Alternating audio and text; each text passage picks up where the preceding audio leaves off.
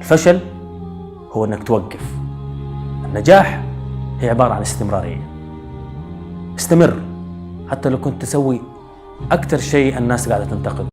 السلام عليكم ورحمة الله وبركاته. معكم أخوكم محمد فيصل في فيديو جديد. أولا مرحبا بالناس المشتركين في القناة ودائما كانوا داعمين لي، ومرحبا بكل المشتركين الجدد، وللناس اللي أول مرة تشوف قناتنا هنا تتكلم عن حاجات هادفة، حاجات تدعو إلى تطور الشباب. نتكلم فيها عن سلسلات هادفة، مثل واحدة من السلسلات اللي أنا عاملها هي سلسلة شخصيات يحبها الشباب، وتكلمنا عنها عن شخصيات مهمة وشخصيات جميلة مفيدة وناجحة وكيف احنا استفدنا منها. حتشوفوا السلسلة فوق، اخذت لكم الرابط حقها، دوسوا عليها وشوفوها. وان شاء الله في المستقبل حيكون عندنا سلسلات كثيرة هادفة ومفيدة، فيديوهات تساعدنا ان نتعلم ونتطور. اذا كنت انت تحب الاعلام الهادف او تريد ان تدعم الاعلام الهادف، انزل تحت واشترك في القناة واعمل لايك في الفيديو ده، وان شاء الله حتستفيد كثير وحتفيد الناس بحاجة تستفيد منها. صراحة يا شباب دي من المقاطع اللي قليلة اللي أنا ما أحضر لها وأعمل لها سكريبت، والسبب لأنه أنا حاسي إنه المشاعر اللي عندي الآن هي كفاية لي أنها تساعدني لكي أوصل لكم الكلام اللي أنا عايز أقوله. والفيديو ده يا شباب حيكون فيديو تحفيزي،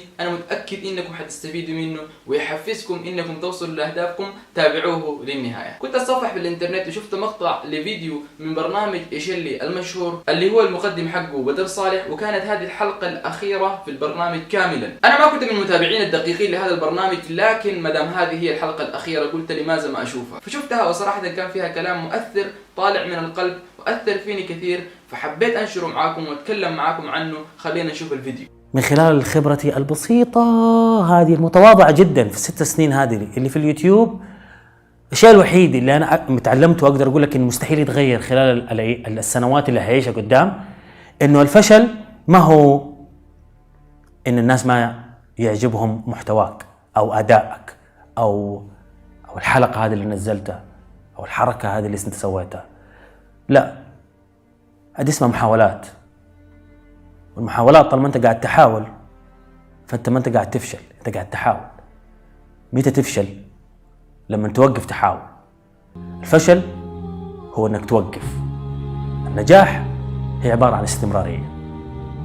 استمر حتى لو كنت تسوي أكثر شيء الناس قاعدة تنتقده. مصيرك تنجح، يعني إنك تعرف كيف تسويه كويس، يعني الناس تقتنع إن أنت قاعد تسويه كويس.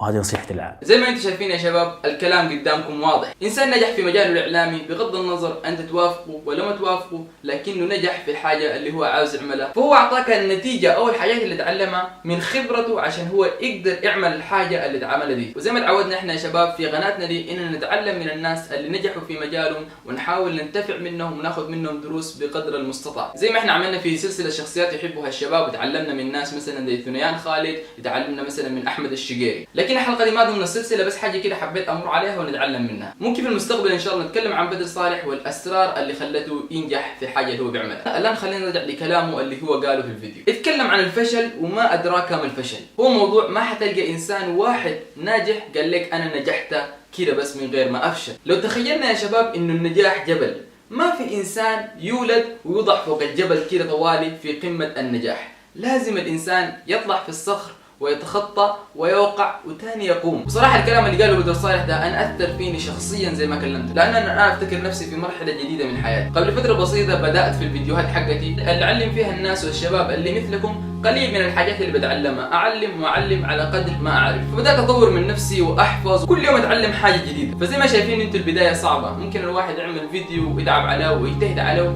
بعدين قليل من الناس يشوفوه فحس إنه فاشل وما حينجح أبدا في الحياة. وهذا الفيديو أداني أنا شخصيا دافع نفسي إنه ما أوقف أبدا مهما حصل. وأنت يا أخي وأختي برضو ممكن تكون تعمل في حاجة ما لقيت لها استجابة بين الناس أو ما تحصلت على النتيجة اللي أنت كنت متوقعها. ما توقف أبدا وواصل إلى أن تصل لهدفك، لأنك أنت ما حتفشل إلا لما توقف من المحاولة. ما دام إنك بتحاول ومواصل، يا إما تحصل لك حاجة تعيقك إنك ما تصل لهدفك، مثلا لا قدر الله إنك تمرض أو تموت، لكن إذا واصلت الحاجة الثانية ممكن تحصل لك إنك تنجح. يا إما تحصل لك حاجة ما في إيدك او انك تنجح. فبدام انك على قيد الحياه وبصحه جيده ان شاء الله توصل لهدفك باذن الله. ده كان فيديو تحفيزي عابر كده حبيت انشره معاكم، زي ما عودتكم اي حاجه انا استفيد منها انتوا برضو ان شاء الله خليكم تستفيدوا منه. كان معكم محمد فيصل، شكرا لكم شديد للمشاهده. ما تنسى اذا ما كنت انت مشترك في القناه انزل تحت واشترك فيها. سبحانك اللهم وبحمدك اشهد ان لا اله الا انت استغفرك واتوب اليك. السلام عليكم ورحمه الله وبركاته.